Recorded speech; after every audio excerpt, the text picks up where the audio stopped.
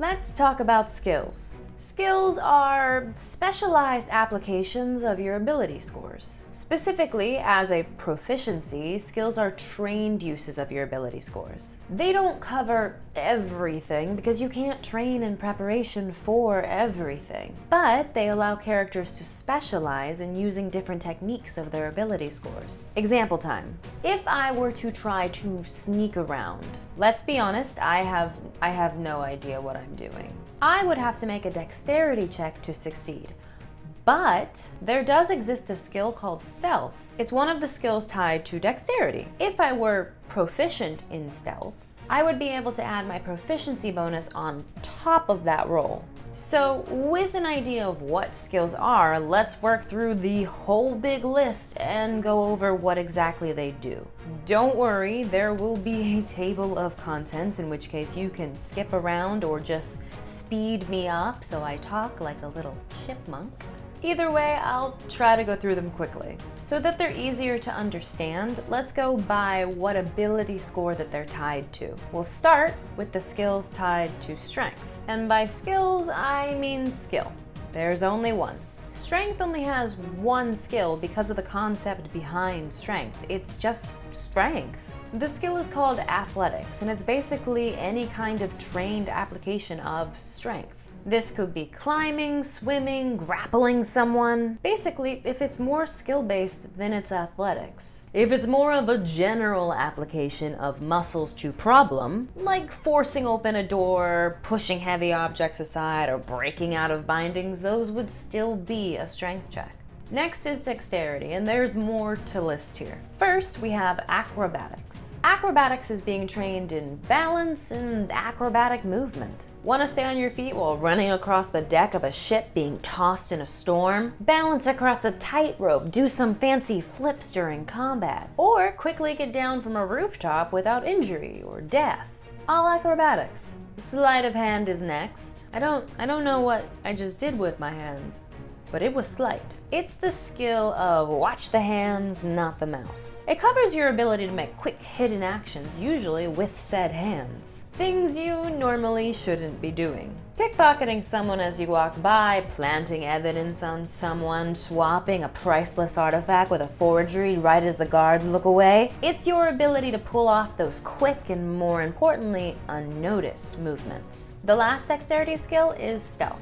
The one we mentioned before that I am no good at. Stealth is your ability to conceal yourself from the notice of others. To step lightly, to react quickly, to mold yourself into tight spaces, all so the untrained eye can't help but pass right over you. Constitution is next, but there isn't any skills to mention here because it's a more innate ability and less trainable. While you can train yourself in specific acts of endurance, like holding your breath longer, running longer without breaks, or staying able-bodied despite lack of food, water, or sleep, there isn't really enough of a full skill to warrant listing by itself.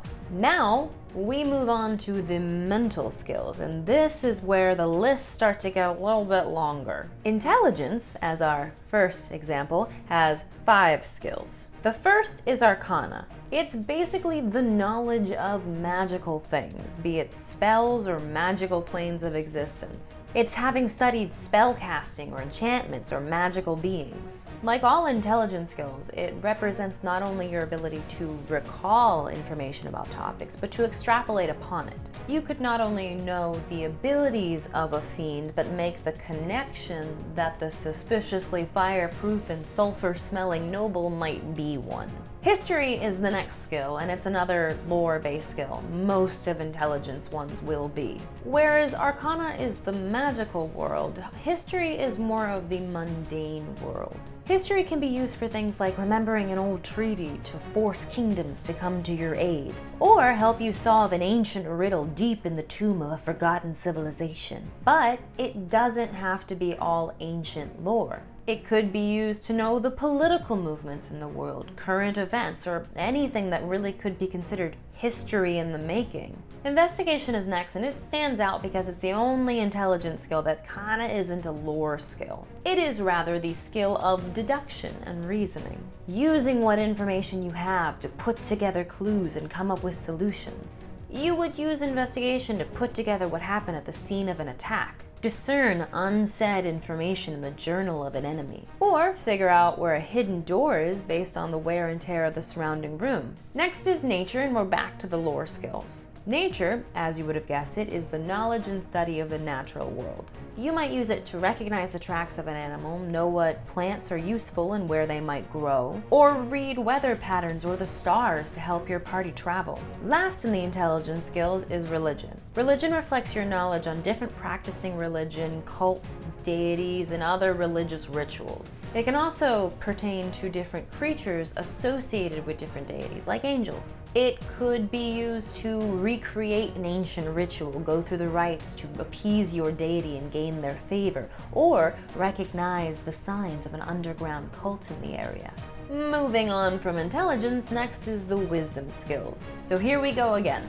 I promise we're getting close to the end. First is animal handling. Animal handling is your ability to subtly connect to beasts in a way that they understand. This could be you keeping your mount from being spooked, reading the intentions of an unknown wild animal, or otherwise understanding and influencing non-intelligent creatures. Moving on to insight, the next wisdom skill. It follows the same basic principle of reading subtle signs to understand a creature's behavior. This time, however, it applies to intelligent creatures like humanoids. You could use insight to tell if a confrontation is about to turn violent, to see the signs that someone is lying to you, or otherwise get a read for a creature's true feelings. Medicine is next, and it's the ability to read symptoms and subtle changes in the body and then accurately diagnose and treat a creature. You might use medicine to recognize the signs of a poison, to stabilize an ally that's bleeding out on the battlefield, or to recognize and treat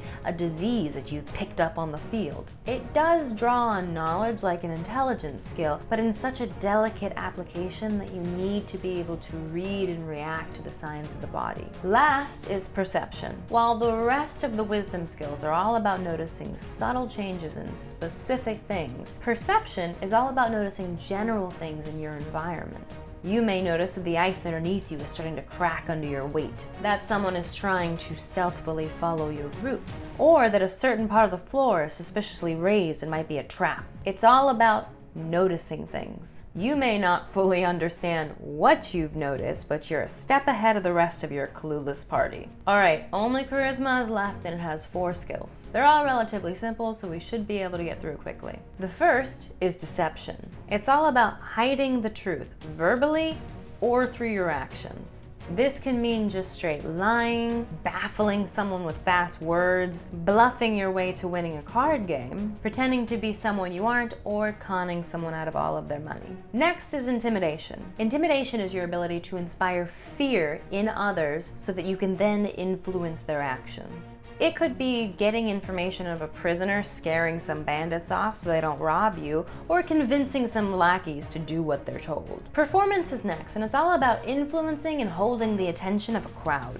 You may do it to distract a group of people from a heist happening around the corner, put on a show and earn some coin, or rally scared townsfolk with a rousing story of heroism. Finally, we have our last skill under charisma and our last skill overall, persuasion. Like intimidation and deception, persuasion is an interpersonal skill used to influence the actions of others. Deception uses lies and intimidation uses fear. Persuasion, however, uses tact, social graces, and goodwill. You would use persuasion to foster a friendship, convince a survivor that you're only there to help, or convince a king to lend you aid on your quest. And there you have it, we're done.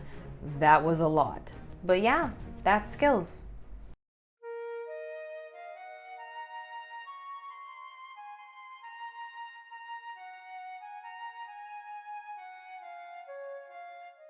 Or rally scout. I'm having a stroke.